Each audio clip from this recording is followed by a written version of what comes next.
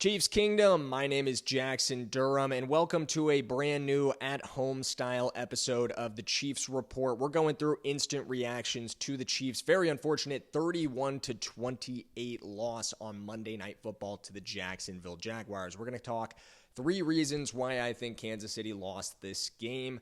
Couple guys that stood out to me, two in a positive way and two in a negative way.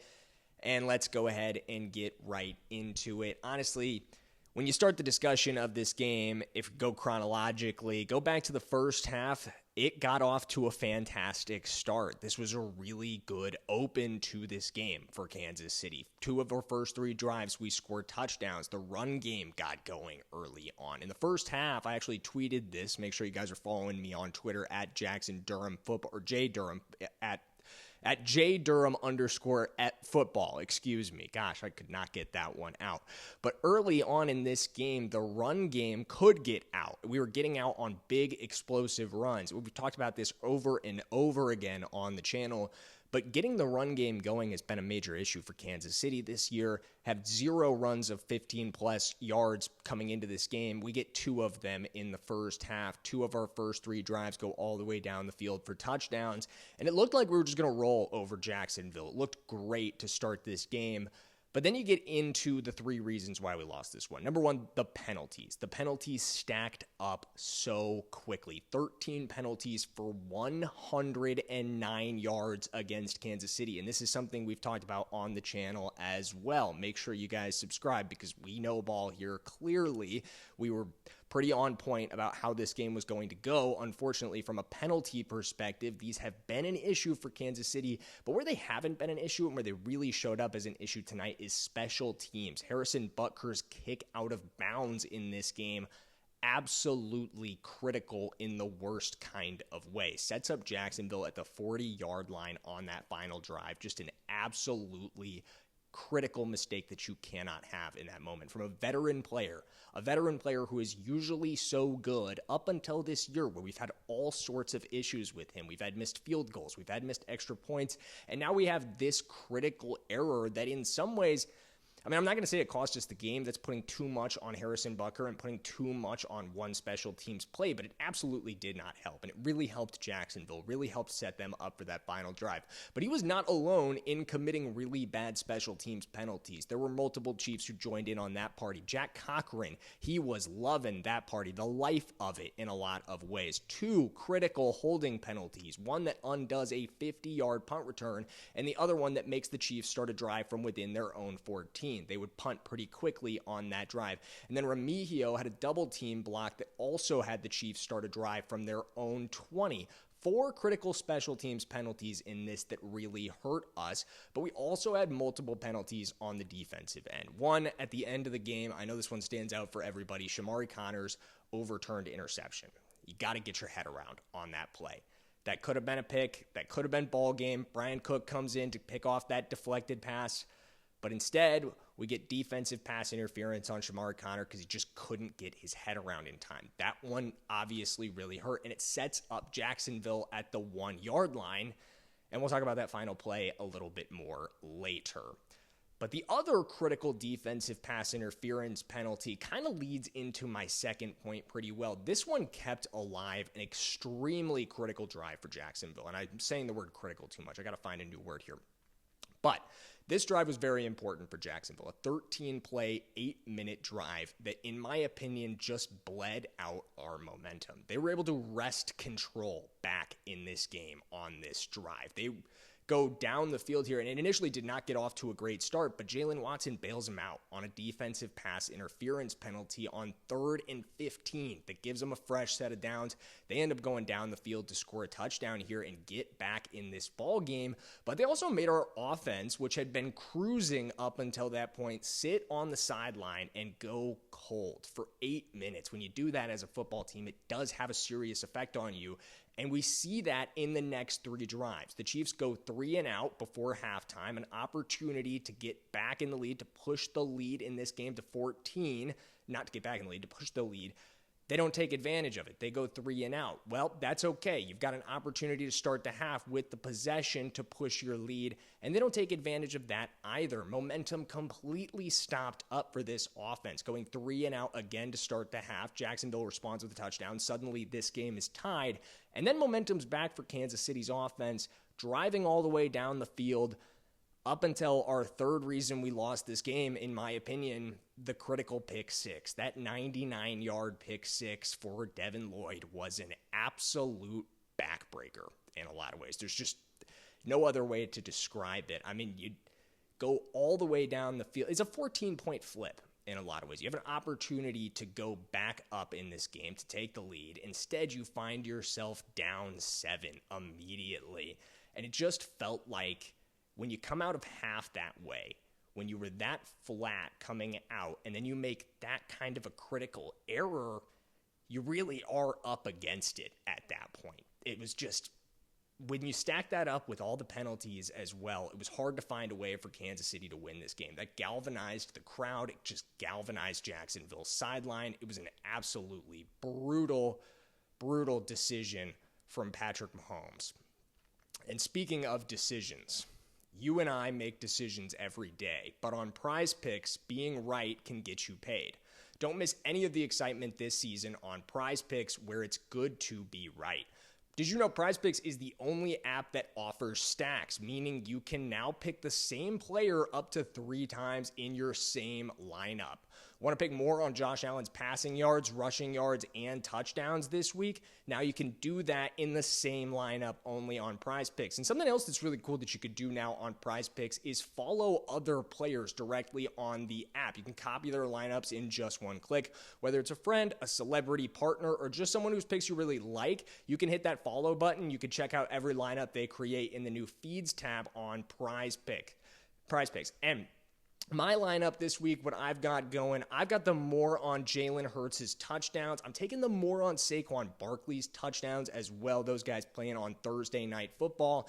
And then on the Sunday slate, I'm taking the more on Bo Nix's passing yards, hoping that Bo can keep it going in Bo-tober. I know we have Bovember, maybe Bo-tober as well. And then I'm taking the more on Matthew Stafford's passing yards as well. You add all that together, that's a lineup that's 20 to win $100, a ×5 multiplier. You could tell me on this, you could fade me on this, whatever you do, just do it at Prize Picks, because Prize Picks puts their members first, so all withdrawals are fast, safe, and secure. They offer Venmo, Apple Pay, MasterCard, and more for quick and easy deposits into your account this football season. Download the Prize Picks app today and use code CLNS to get $50 in lineups after you play your first $5 lineup. That's code CLNS to get $50 in lineups after you play your first $5 lineup. Prize Picks, where it's good to be right. Let's get into our standouts from this game. I got a couple positive standouts for you. Not all bad in this game. Like I said, we got off to a really good start. So a couple things I want to point out that went really well with the running game. Isiah Pacheco was running incredibly hard in this one. Fun to watch, especially early on in this game. And even later in it, he made some really good plays. Good comeback game from Isiah Pacheco. He struggled at times this year. I also want to give an honorable mention. These guys are kind of in the honorable mention category. We're going to get to the real standouts in a second, but a couple other guys just came to mind for me. Brashard Smith as well. Couple receptions for him. He is really starting to get involved in that area. I'd love to see more work for him as a rusher. I think he could be really explosive in that area. I'm not sure what's holding us back from giving him more carries in that, because outside of the couple explosive carries we've gotten tonight, like we talked about earlier, that's been a major issue all season long, and I really feel like he could be the fix for that problem. He's been explosive in the receiving game. Good to see him get receptions there today, mostly on screen passes, and it makes sense. He's coming from that receiver background at SMU, but would really like to see him get more involved as a runner, which, he's moving into the running back role, so that's what he's supposed to do.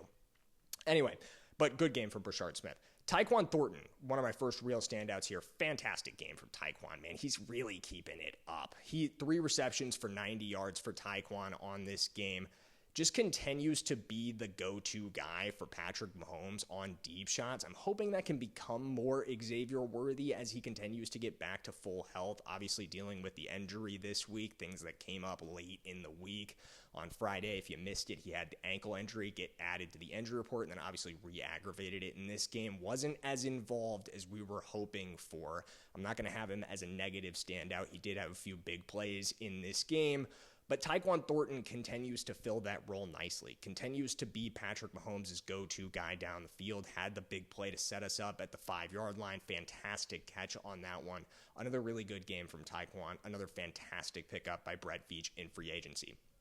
Another good player here, Trent McDuffie. That interception was clutch, man. On a better day from Kansas City, on a day where we don't have a 99-yard pick six, on a day where we don't stack up 13 penalties for 109 yards, that is the critical play that wins us this game. It was exactly what we needed in that moment. Set us up to get an instant touchdown, instant red zone opportunity, and Kansas City did a great job in that quick change scenario of coming out and scoring quickly. Jacksonville's defense did not respond well.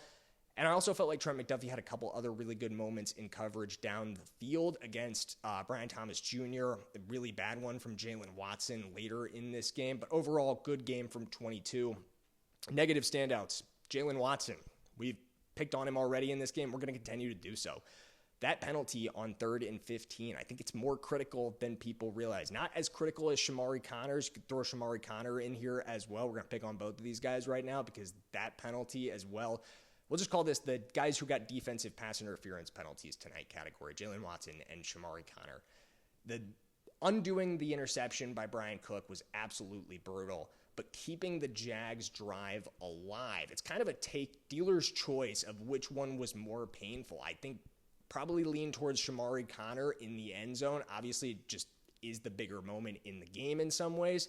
But I think you could make an argument that the way that stopped our offense's momentum, the way it kept us off the field for the entirety of the second quarter in a lot of ways, outside of that last 3 and out, was just as critical. It really was. Jalen Watson really struggled. And then final drive, opportunity to redeem himself, opportunity to break up that pass to Brian Thomas Jr. or better intercept it.